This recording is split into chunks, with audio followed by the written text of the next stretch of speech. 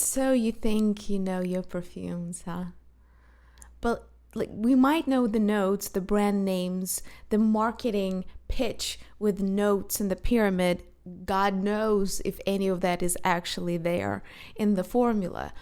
But can you really tell the difference between birch tar and smoky leather? Do you know where the amber ends and benzoin begins? Have you really ever smelled hyacinth? There is an answer to all these questions, and it's called blind testing. Today, I have received a noble challenge by my subscriber, a set of 10 fragrances from her personal collection with answers read one by one with a few notes by the owner and the lover of those perfumes. And we are gonna see how far can I actually get with my nose blind without any hints, without any additional data before I have to guess the pyramid. I'll try to find something similar in my collection to steer our discussion. Feel free to just pause and leave a comment with your guesses based on what you hear. Test your own memory and knowledge of the large, vast ecosystem of designer niche perfumery. And we'll soon enough see which one of us has got it. By the way, everyone can do it. My channel's address is in the description of every video. So if you do want to challenge my nose and also display the best and the worst that your collection has to offer, you're very welcome. I welcome every challenge. That said, if you want to be challenged by me, I'll leave a link below to order a very rich and delicious blind test to your prescribed liking. Do you want to study a particular note? Do you want to be challenged against a particular spectrum of or genre of perfumery? I'll leave all information down below. All right, let's start. Blind test included 10 perfumes and 10 little notes and answers from my personal collection. There are no doubles. Bonus, she also sent me 2 nail polishes. Thank you very much. I already used one. I love them. I love niche nail polishes. Maybe slightly less that I love niche perfumes, but I do have a collection there as well. So from a fellow nail polish hoarder, thank you very much. I really appreciated that. And and then a little note. Hi Maria, thank you so much for all that great content. You're so generous to share your knowledge and collection with us. You're always welcome. That's my pleasure. I love all of your videos, but blind tests are my favorite. No pressure, only to enjoy. Feel free to compare with your similar items. Perfumes. Yeah, this is what I usually do when I get a chance to properly do things at home, because I think it makes for a richer and more interesting content, and also allows you to potentially also guess with me because you're not here to smell them. All right, we got our 10 perfumes, we got our 10 answers. Let's begin.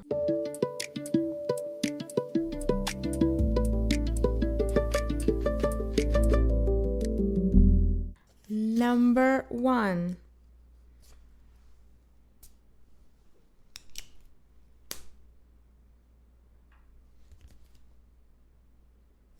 Quiet, powdery.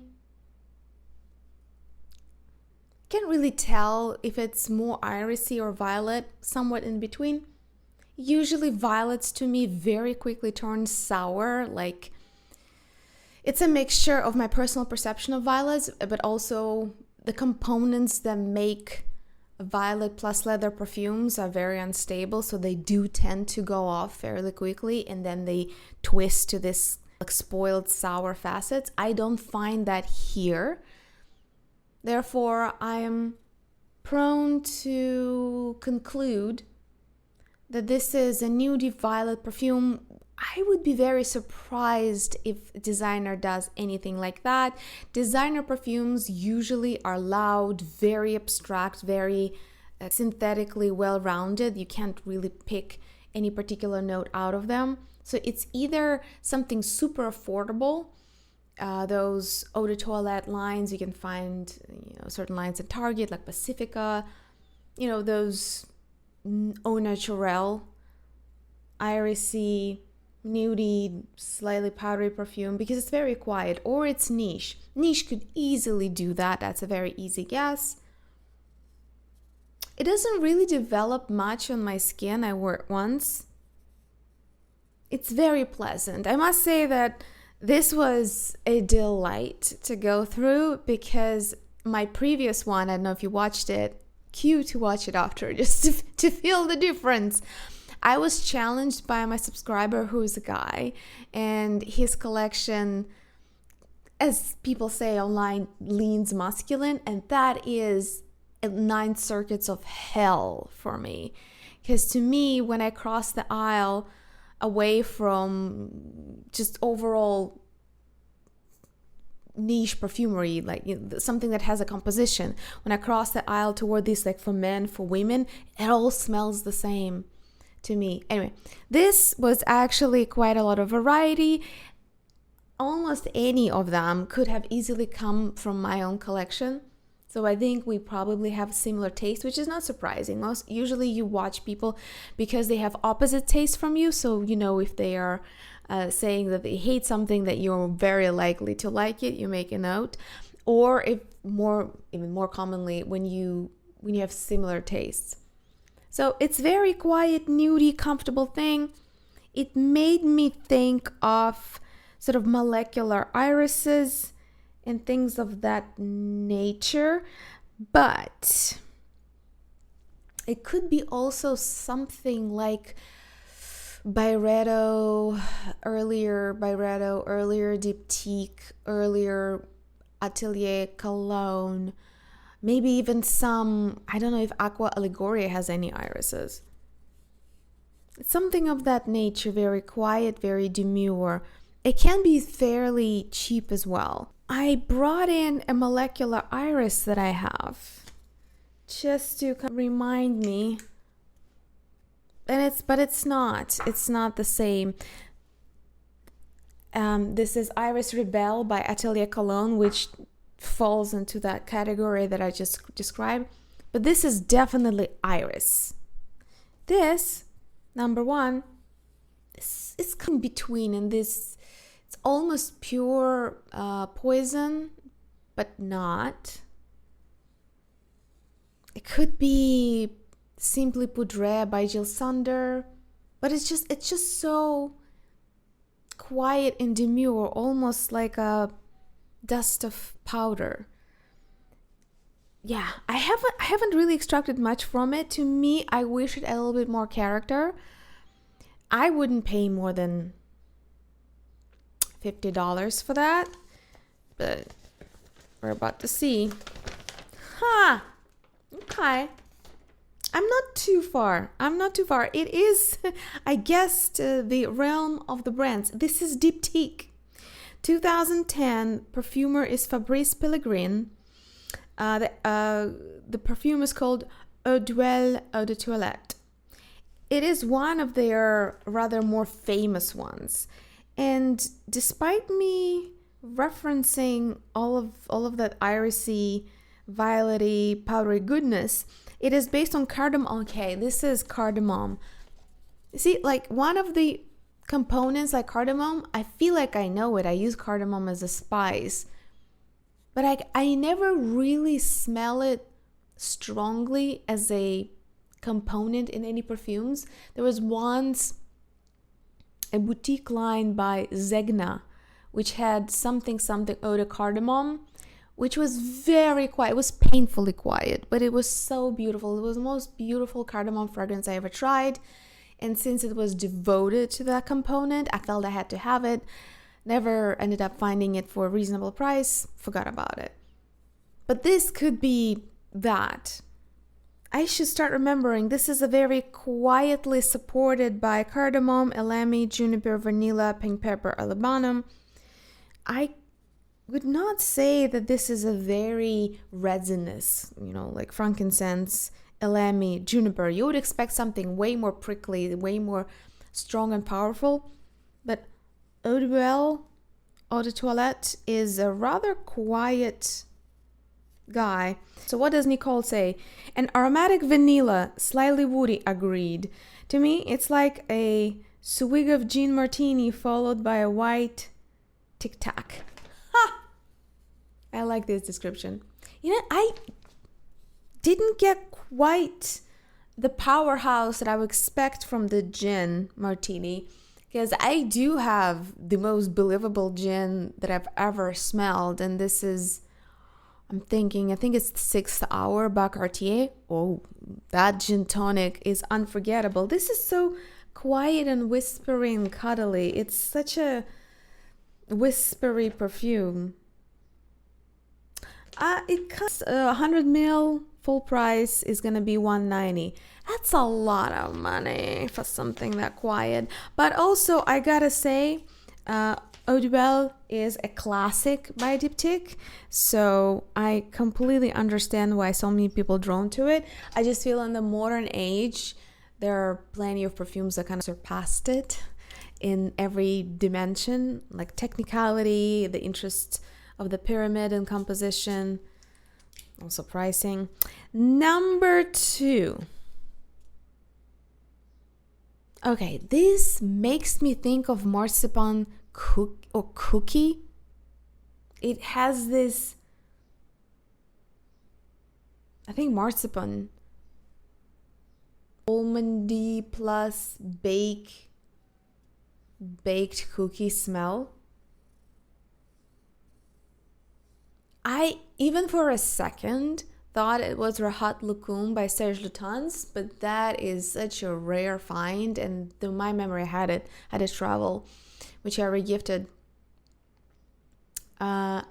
It was so sweet. It was so enveloping. It was a bit much for me, but a friend of mine who I regifted it to, he loved it, and it just blossomed on his hotter skin. Like, sometimes guys can pull off gourmands better than girls can, because the skin is hotter.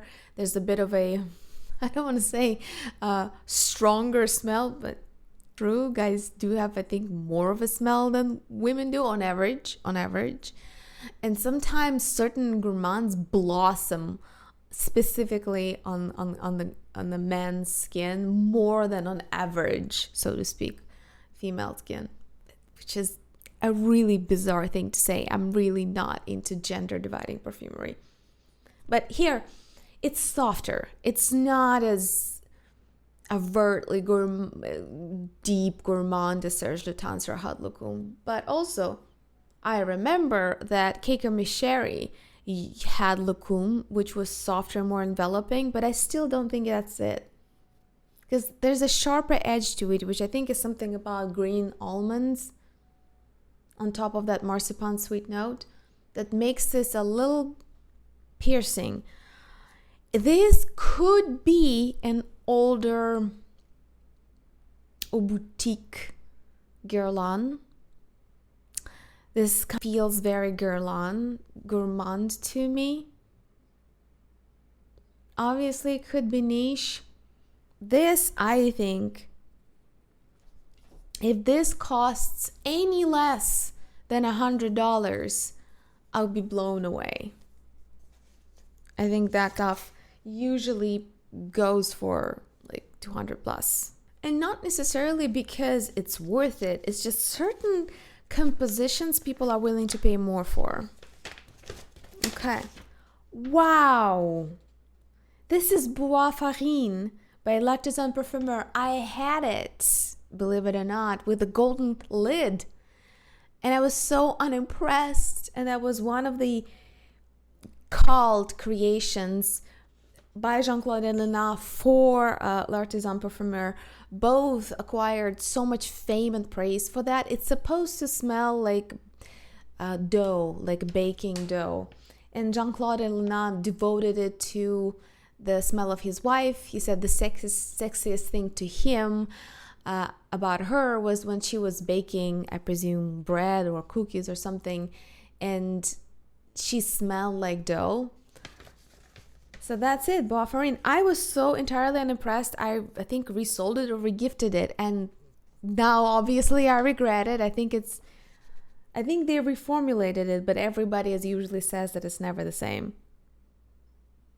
100 ml will go to 225. I predicted that. Niche, agreed. It's an older formulation, so I thought older Guerlain, but it's an older L'Artisan Parfumeur. The baking scents evolved since then. They're not as powdery now. There is one that I'm dying to try, but there's nowhere to do so, is a new scent devoted to bread by Son Venin, which is a Norwegian niche brand.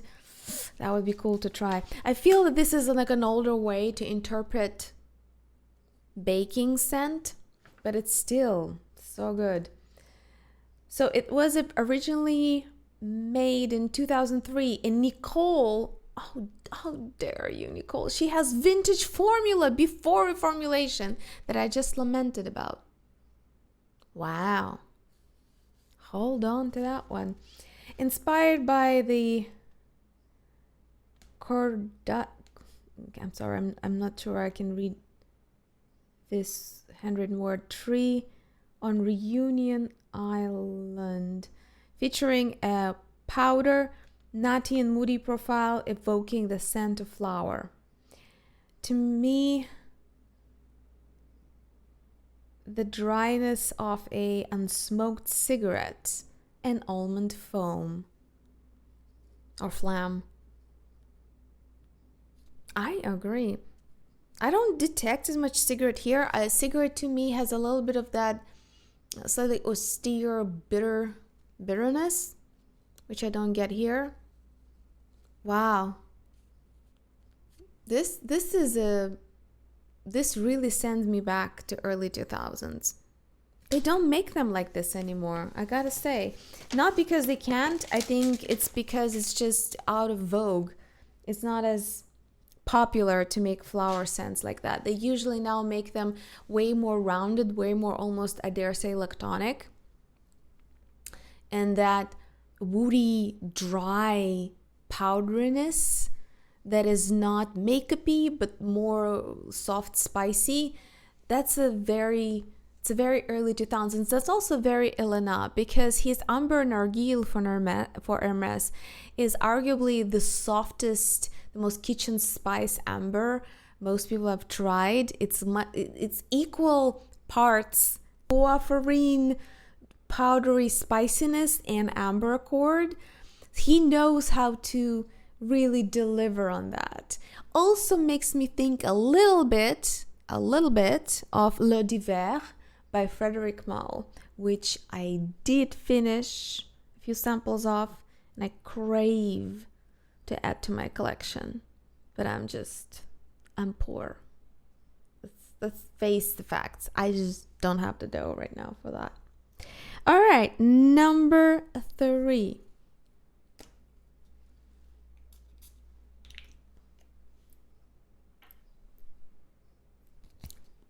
Candied violets, sour, sweet, makes me think of violets. It could be also sugary lemons, like ethyl maltol, pressed lemons. This synthetic aspect, like lemons here are not as freshly cut real lemons, but more like vitamin C with bright ethyl maltol burnt sugary aspects. Not my favorite, but there are many fragrances like that. It's like sour, bittersweet lemonade. This is not too bad. It's not too bitter. It's not too piercing. Citruses here are not drilling in your nose as much. But I gotta say, I probably would skip on that if I was presented with a buying choice. This could easily fall into Aqua Liguria by Guerlain. This could be Aqua di Parma. Like, even Perfume Roma, which makes much deeper, much richer, much oilier versions of lemons with sugar, much more believable in my opinion. Like, it's south of Italy, they love stuff like that. Like sugar, lemon syrup, some fizziness, maybe added with neroli or something like that, or juniper. And here you go. This essentially is the formula of classical Italian cologne, which is an Italian perfumer who made a fragrance in the city of Cologne, it's called in English. And that's what became cologne as a genre in perfumery. It's like sparkly, bittersweet, refreshing herbs and lemons or citruses. That's what it is to me. I would put it in Acqua Liguria, Jo Malone, Italian, fairly affordable Italian niche like Acqua di Parma. I personally wouldn't buy it at all, but if I was asked to shop for something like this, I would probably not pay more than 60. Okay, this is Indigo by Nest. Nest has really beautiful packaging of their bottles. I absolutely dig that black background with botanical drawings. Mwah. Compliments to the chef. I'm just still waiting for them to release a single perfume that is not a synthetic mess that just lays flat. I do not understand why can't they wrap their hands around better olfactory design. It's my not so humble opinion. Beautiful packaging, beautiful. I want them, but I can't find a single Nest perfume that has substance to it. Anyway, Indigo 2014 Sephora exclusive. Yes, as far as I know, Sephora is where you find them. Okay, I did not guess that. Well, I guess the bergamot tea is an accord, can fall into nudie if it's more matcha, milky lactonic, or jasmine tea, or it can fall into actually a cologne side when it's a little bit more sharp. Fig. I did not get fig here. Still don't get it here. Cashmere wood, which is synthetic accord, and cardamom. Again, my girl, you're a cardamom. I love cardamom in everything. I guess we're similar in that. I would pass on that. Warm, spicy, fresh, vibrant, not for me. Me and you, Nicole, me and you, the two of us, we get it. Like Nest, pull yourself together. For such beautiful bottles, the contents, they gotta be, come on. It's a wasted opportunity. Somebody who is involved with Sephora, Honest, or Perfume World, please get them to do better in terms of juice. Because I want them for the bottles. Yeah, I agree. 50 ml, 98. It's just, to me, very forgettable, like very passing thing. Moving on, number four.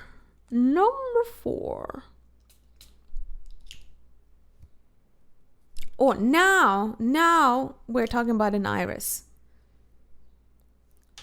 As I told you, you think you know your perfumes until you start smelling them blindly and you can't tell hyacinth from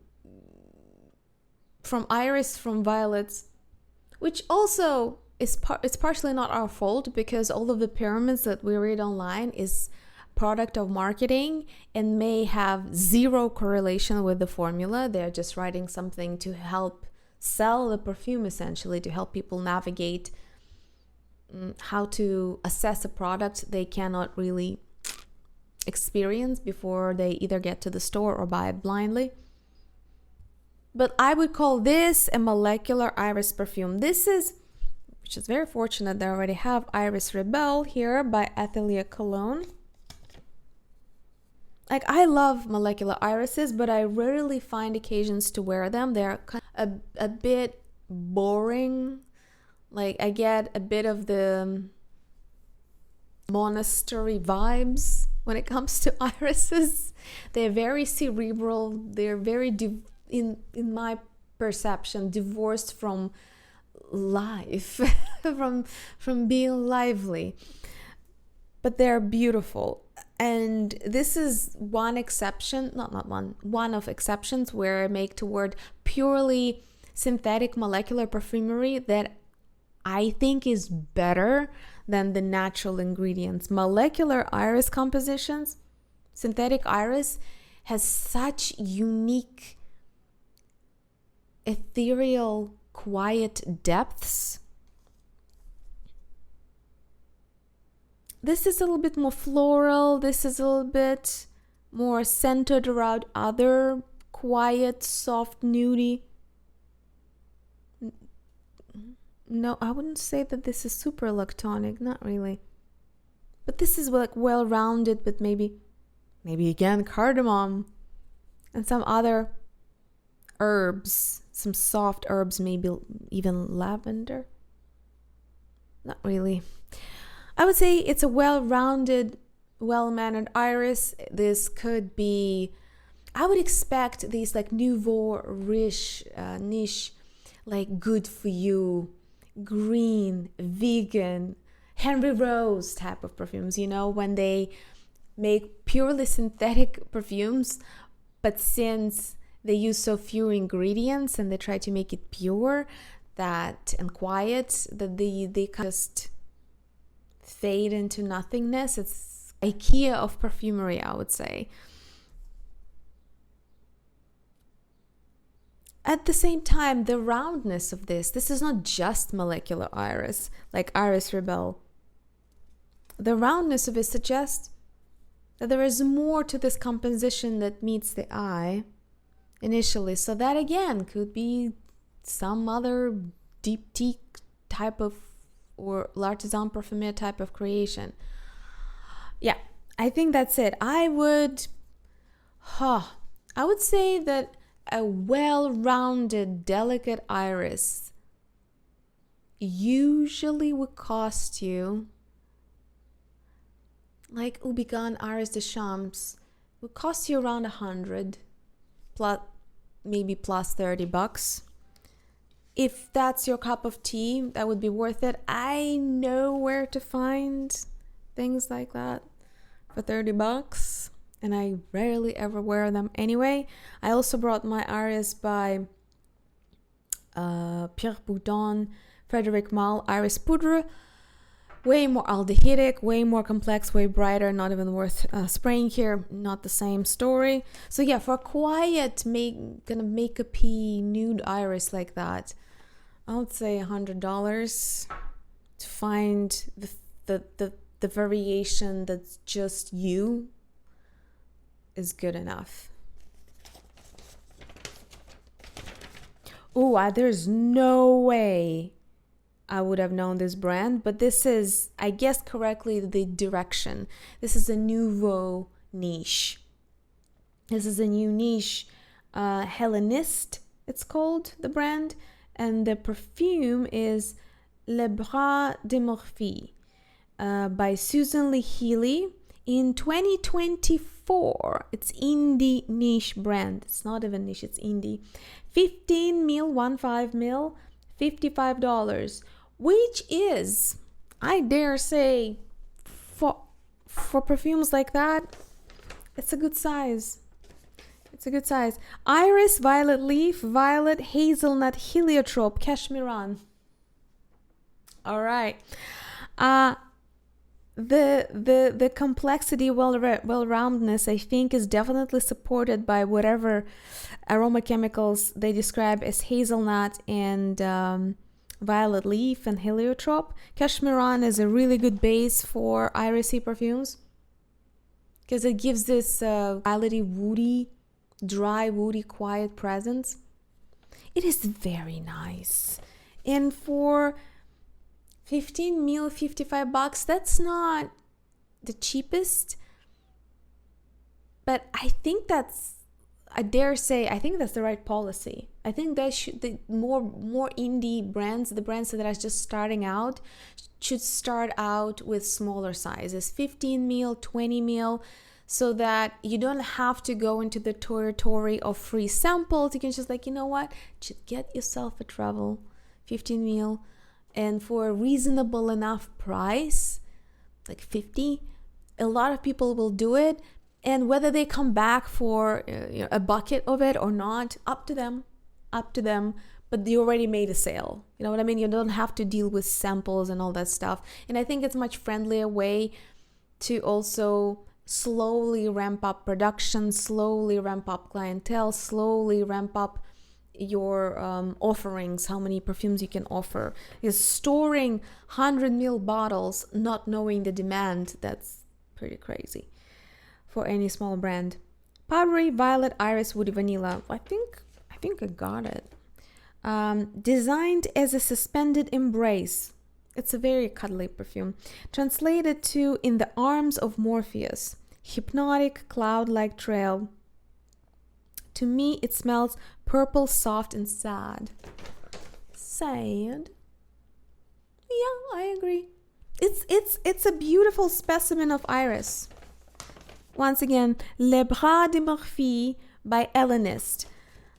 These days, seeing what corporations are doing, I'm all for supporting smaller niche brands. If price is about the same and the performance of the perfume satisfies you, I would rather anyone would buy from the official website of a small indie niche perfume and just let corporations do their thing, because I think they lost their way a little bit. Just saying. Number 5. Before I get deleted from all PR lists. Not that I'm on many. Number 5. Annoying. That's what I call it. And that usually means that I smell anise. Anise is a spice. It's lemony, minty, anise type of herbaceous, fresh tonic. Ugh. This is exactly the type of morning colognes I can't stand. So this spicy freshness that can be created by lavender, can be created by anise, can be created by mint. There's just something here that is just I don't like. Plus citruses and some, again, candy sweetness. Like I call it lemon candy plus anise, lemon drops.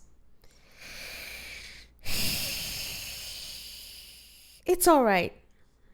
After all, it's Saint Leviable. Applied with 10 sprays. Like I can live with that. I just... that some part of that accord, we'll see if there's anise in this or not. I don't really vibe with. Generally speaking, to me, it's just like these like lemons plus juniper, whatever colognes. It's just not my cup of tea. There's so many of them. I cannot enjoy them, but I don't mind them on other people. That's an interesting dichotomy. I almost dislike them on me, but I don't mind them on other people. Like to me, it's elevator music type of perfumery. I think stuff like that, you just buy yourself the Kern's water. Those like classical Italian cologne formula that was developed in Germany. I have to keep adding these disclaimers because people assume I don't know what I'm talking about and I haven't read the history of cologne. I have. It's an Italian formula that was developed by Italian perfumer who lived and worked in Germany and Köln. Okay. Yeah, you can buy that for like $15 a bucket and be happy. So it could be yet another something eau de campagne, Sicily, or some other herbs, juniper, lemons, bergamot by anyone else. It could be anyone else. Anyone. What's interesting that I haven't noticed. Oh, now it's not as bad. The beginning was off-putting to me. I didn't notice ginger. I forgot what else gives this breathy freshness. Mint, lavender, anise, ginger does the same spicy freshness. I really wanted to buy it. 100 ml for 185. This is Eccentric Molecules Molecule 1 and Ginger by Geza Sean. I nearly bought it in my exploration of ginger, but then I landed with a bunch of other things which satisfied that thirst, and I forgot about it because I can't find it any cheaper than 110 anywhere, which means that it's a popular perfume in the lineup of eccentric molecules, which I'm really happy for them. I mean, it's Iso Super and Ginger Accord. I don't know, the beginning was so anesthetic for me that it was almost distracting. Sharp, I agree. The beginning, there's something a bit disturbingly sharp in the beginning, but then it settles into a believable lemon ginger scent. Sharp, effervescent, and spicy ginger plus clean booty Iso Super. I know you're searching for a ginger scent. I like this much better than your favorite Prada, which I found had an ambery, I think it's ambery aspect. Prada grew on me. I was disappointed at first with a Prada or gingerbread. That's what we're talking about here. Infusions de Prada is one of my top cologne, like waters lines in designer perfumery that you can find anywhere. Like you can order it from Sephora, for example.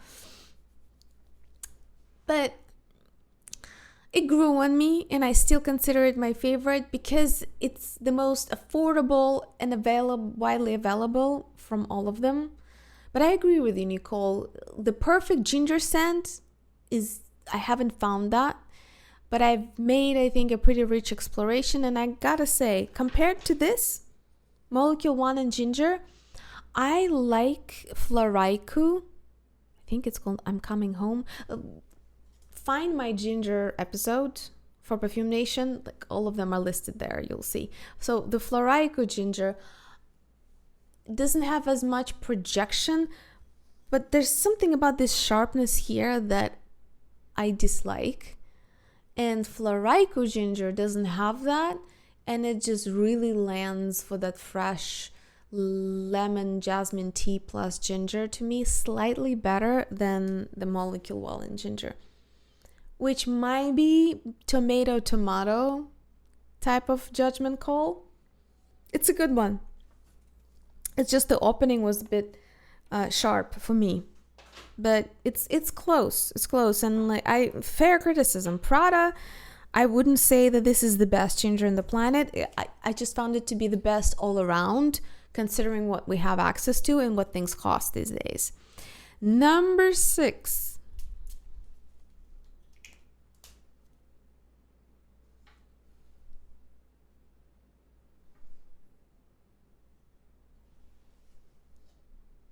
Oh, this is so familiar. This is torture. It's either something I've smelled before. God forbid if I own this. Because it's hard to swallow when it's something I actually have in my collection. But it sounds very familiar. It smells like something I've smelled before, or a genre that is well defined. What is it? Quiet, like I see that Nicole has quite a collection of nudes, what I call nudes in perfumery, sitting close to the skin, subtle, quiet nuances, whisper in your ear. It has something like plum, I would say, like a plum flower and fruit accord.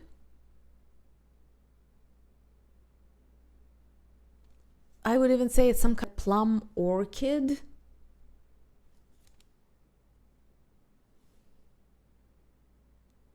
But it's not heavy. I wouldn't put it into heavy gourmands, because plums usually, when they are present, they send us all the way to hookah bar with all this tobacco, plum, cherry, liquor, woods, deep spices, baked prunes. This this is not there. This stays on the lighter spectrum. It's very hearty, it's sweet-ish, but I wouldn't call this super grounded.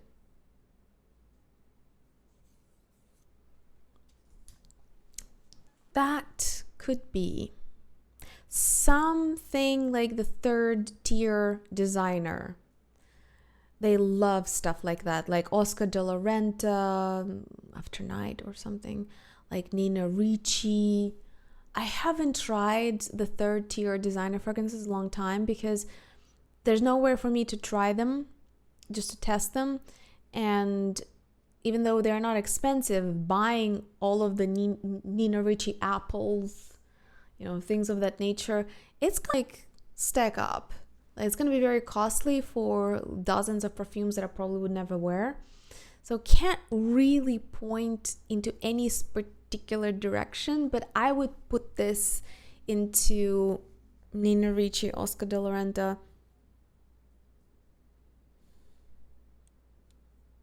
Like, which other not expensive designer fragrances love sweet vanilla plummy accords?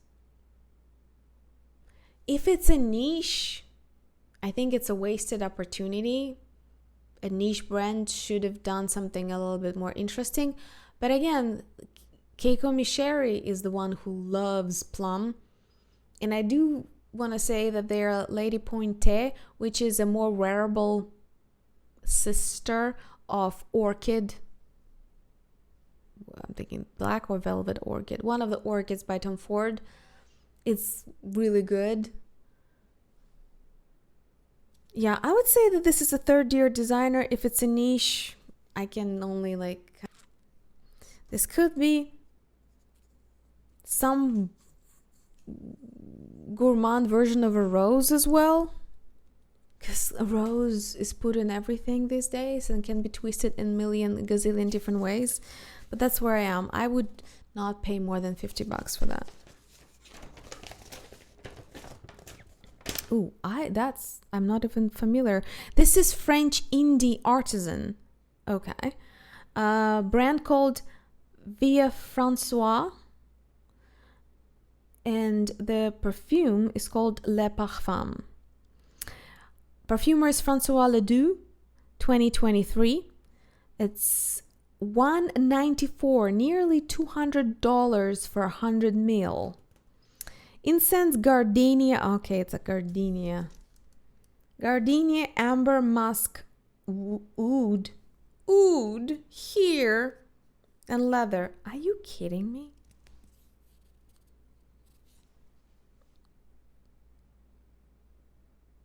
For the pyramid, a Gardenia Amber Musk, sure. And that's where I would end the marketing description. Incense Oud leather, where?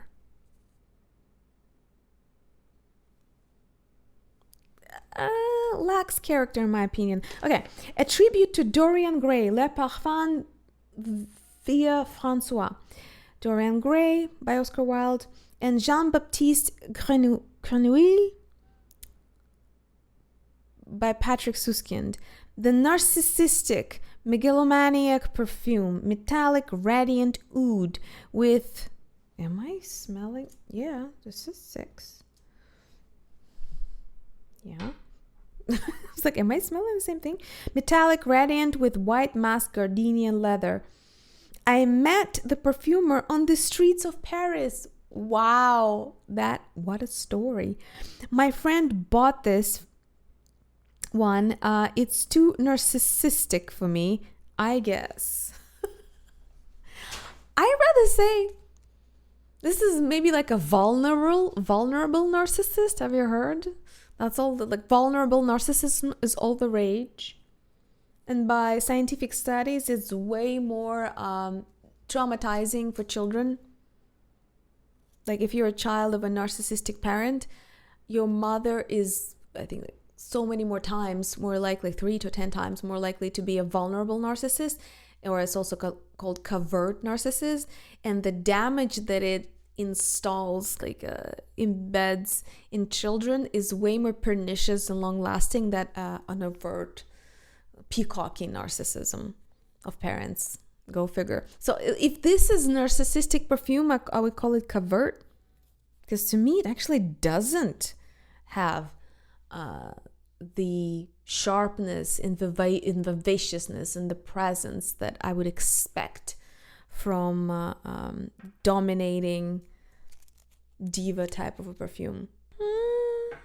To me, this needs some work. This formula needs some work, in my not so humble opinion. Number 7.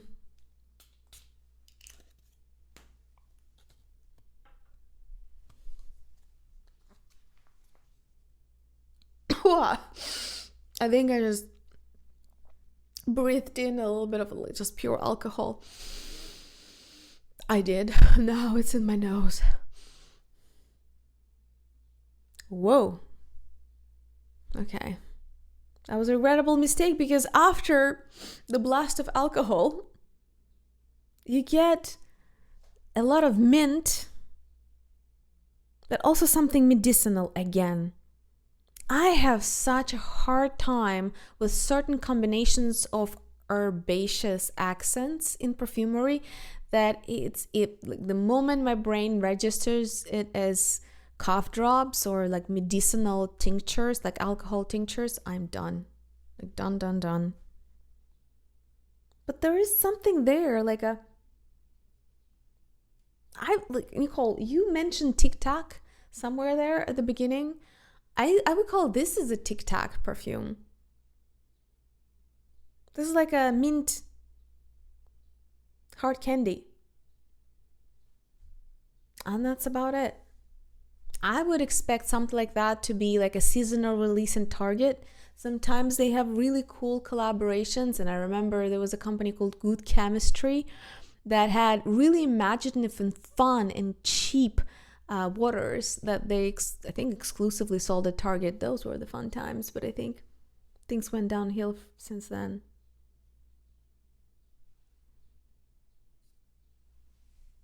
If you are looking for a mint perfume, that could be worthwhile, because there are not many, at least in my experience, there are not many mint perfumes that are long-lasting or even interesting. For some reason, it's an elusive note to capture, and the only perfume I know of that does it really well is Mentha Religiosa by Rue & Rue. This is much like a Christmassy version of that, plus some medicinal herb aspect. Could be niche. Mint. I cannot imagine any designer doing a mint and herbs centric perfume, but this also could be just a limited release devoted to an appropriate occasion like Christmas, because mint has a place in the American culture for Christmas. What I did on my holidays. I can't believe I guessed that. I guess it's literally a niche perfume that's devoted to Christmas. What I did on my holidays, the brand is called 4160 Tuesdays. Sarah McCartney, it was created in 2013, $140 for 50 ml, and notes are ice cream, mint, chocolate, seawater, vanilla, cotton candy. I'm pleasantly surprised that I guessed it that precisely. I've never tried this brand, so I couldn't possibly have guessed this particular one. Wow. Well, I guess I know a thing or two about perfumery. A UK beauty holiday filled with the smells of the boardwalk. Creamy sun lotion, brisk sea air, peppermints, candy floss, ice cream. To me, sweet mint and lavender, perfect for bed or anytime. Okay. You know what? Maybe it's the seawater, like a mineral accord, that I took as something disturbing and herbaceous, but I don't really get. What I don't get is coconut. Neelish, cotton candy-ish ice cream maybe, but I'm the coconut usually has a little bit more of a distinctive flavor to it, and I don't get it here. Number 8.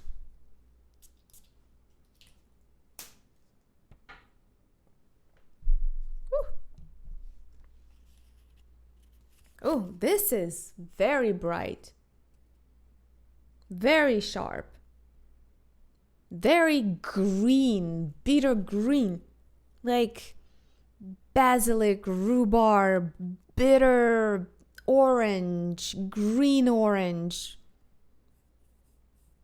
and something sweet like candied orange. Like they're all these citruses. And the moment I smelled it, and I still maintain to this third try, it really reminds me the Orange Vert. Hermes, and in particular Jean-Claude Elena, is a master of making all kinds of bitter, juicy citruses like that. And Hermes has a whole cologne line that is like, try to tell them apart. All these citruses, they have the Orange Vert, I have a shower gel, I'm thinking of buying a full size bottle. It is nuclear. It is absolutely nuclear. It's not for everyone.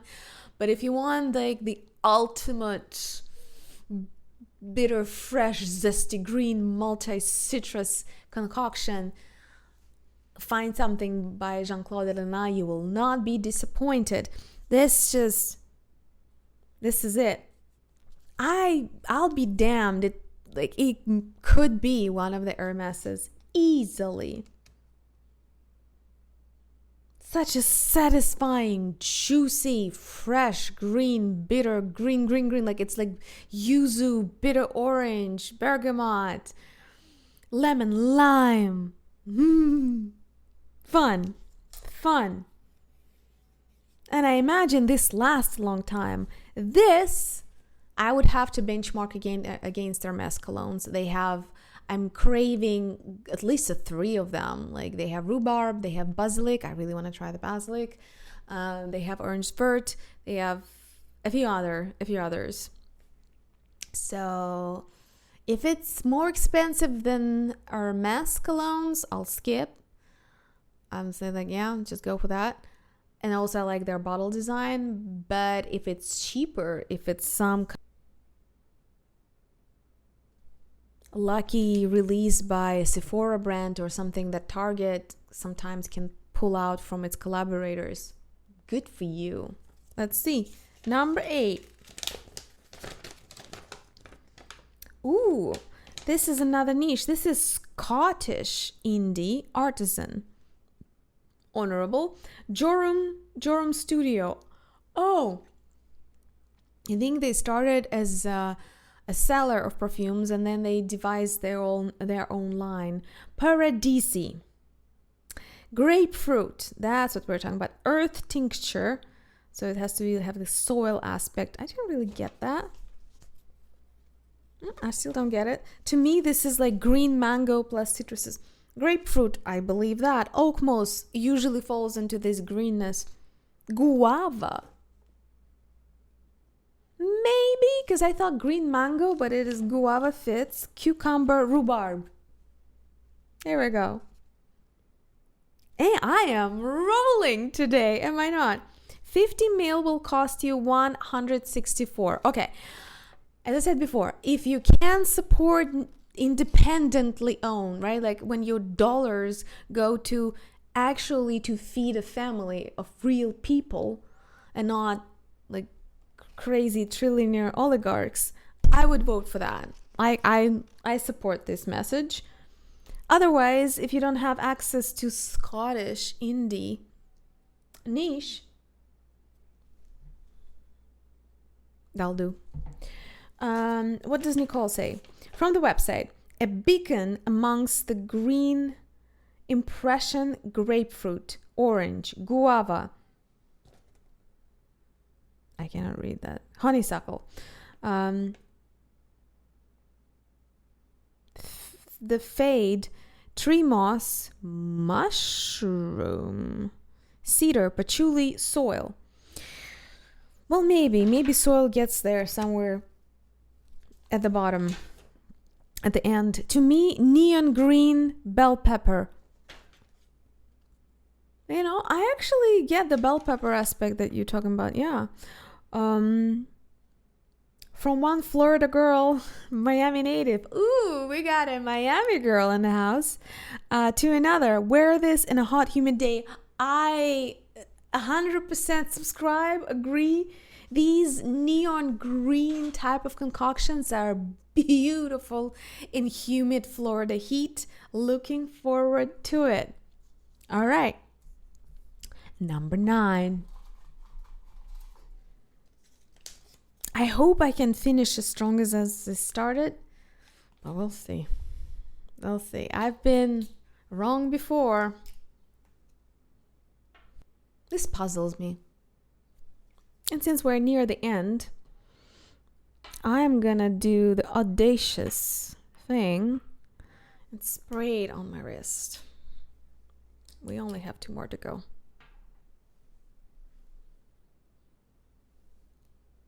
It still puzzles me. This is one of those cases when I can say complex, quiet,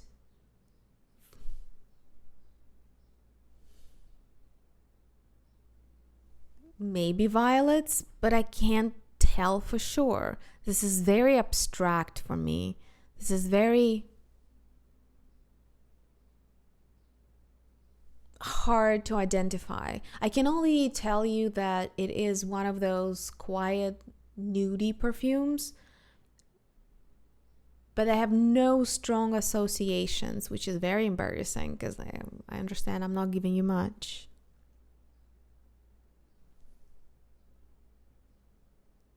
But since I can't tell what it is, but it doesn't smell cheap or like chemically driven, I want to say this is like a very conceptual niche. And it's not conceptual in a way that, you know, the blood dripping off the knife and the burning church floating in space. No, it's just, to my nose, this is very complex, cerebral, very philosophical work that I would be surprised, maybe even pleasantly surprised, if this is dedicated to like a typical 3-note niche compositions, you know, like Jo Malone style, like basilic and this, hyacinth and clove, that and that. Like that seems like a very minimalistic, quiet, but complex composition, and it's fairly abstract.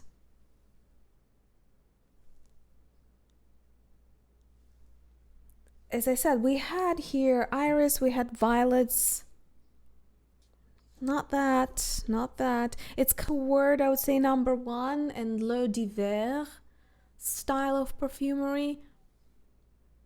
Even with Bois Farine, I had more to say. I felt the dough, the powderiness of the kitchen spice, the marzipan, the cookies. Here, I honestly can't tell. It's fascinating how something so quiet and demure can be so complex. I would need to study this and teach my nose. If there is any recognizable component here, I would need to actually upgrade my skill set. So I'm not gonna hold the intrigue any longer. I would put on some like super conceptual niche. I think this easily could cost $200 and would be worth it if that's your cup of tea. But it would be worth the price if it came with a story, if it came with a narrative. But if this is an affordable designer, I'll buy it. Swear to God. So guys. Okay, all right. I was happy prematurely. This is discontinued, coveted, and as Nicole rightly outlined it, priceless. This is designer though. This is Gucci. This is Gucci Nobile, by Kathy Gurevich. It was made in 1998. Oh, now I get it, but it's a fougere, but it's an old school fougere, but it's a subtle nude fougere. This is, I dare say, it's like my gay sweetheart fougere, you know, like it's somebody you will never ever make out with, but somebody with who you will share the most intimate and sweet poetic moments with. It may be a hug, maybe just like putting a head against that person's shoulder, like that platonic love that will forever stay poetic in your memory. Wow, I can't believe that designer perfumes used to smell like this. I'm blown away. Okay, Gucci Nobile, oak moss, bergamot, lavender, fir, rosemary, sandalwood. This is so beautiful. Aromatic fougere discontinued in 2001-2003. I salvaged it from my late father's collection, and I have no doubt you guessed this one. Nope, I was never preview to this perfume. Dear Nicole, I was so poor. My first fragrance was what my boyfriend bought me, and he, poor thing, he spent all his money. He had nothing to eat for a month, but he bought me Burberry Weekend. But that was already like mid 2000s. I didn't have access to any of this when I was younger. Like none of this, not even a miniature. Like it was like poor. Quintessential barbershop profile and classy. Yeah, but this is such a contemporary fougere, I must say, because like we are used to old school cologne fougères that are sharp, punchy, almost disturbing. This is so soft. This is the softest fougere in my memory to date. Jeez. And what do we do now with this information, Nicole? What do we all, everybody, me and everyone who's watching this, what are we supposed to do with this? How do we find a dupe? Or how do we convince the new creative director of Gucci, who is it, to recreate that formula for us? Alessandro Michele might have been convinced, but I'm not sure that Guasalia will. What do we do? What do we do with this information? One of the most beautiful, poetic, soft nude fougères is designer, and it's discontinued. Damn you! Wow. Guys, if you know of any fragrances that fit that description, please leave a comment below. Don't leave us in this state of collective devastation while I'm transitioning to the last challenge of this blind test, and this is number 10. You left the yummiest for the last. Chocolate, cacao, coffee, a little bit of caramel. But you know what? I am guilty of complaining a bit too much about not finding a coffee scent that is in any shape or form resembles coffee. Every time a designer or niche house brand create a coffee scent, its scent smells of caramel and lavender and not of coffee. I dare say, as little as this resembles coffee, it's closer to It's mocha. I would say like it's mocha, cacao with hints of coffee with a little bit, just a little bit of vanilla caramel. It's delightful. I would be devastated if this is expensive. Stuff like that is what I want to see from designer sense. I want the next Dior to be like this. Why can't Dior give us Monsieur au Chocolat and have it like this? Why? It's not that, like, I'm not asking for too much, am I? I am dying to know. Again, I think this is like either boutique designer. Again, for some reason, I think Lancôme or Guerlain would be absolutely skilled in their boutique lines to make something like that. I think it's either boutique or niche. If it's something affordable, oh my God, we all are gonna score tonight then. It's niche. It's indie niche. Delightful. Over the Chocolate Shop. That's the name of the perfume. This is that UK indie artisan 4160 Tuesdays by Sarah McCartney. That was a 2018, 140 for 50 ml. Could be worse though. Cacao, coffee, hazelnut, praline, vanilla. God damn. Come on. Come on. Give me one. Just give me a like. I'm winning. Can't stop winning. As I said, I've never tried this brand, so I couldn't have possibly guessed this perfume, but I guessed the overall theme, like almost note by note. Inspired by the flat above a chocolate shop, filled with aroma of pralines, prepared early in the morning. What an imagery. That's actually a cool concept. It's very Hallmark Christmas movie. My husband and I like to wear it with an incense perfume. Try it. Ooh, I hear you. I see you. Because something like that, incense would work.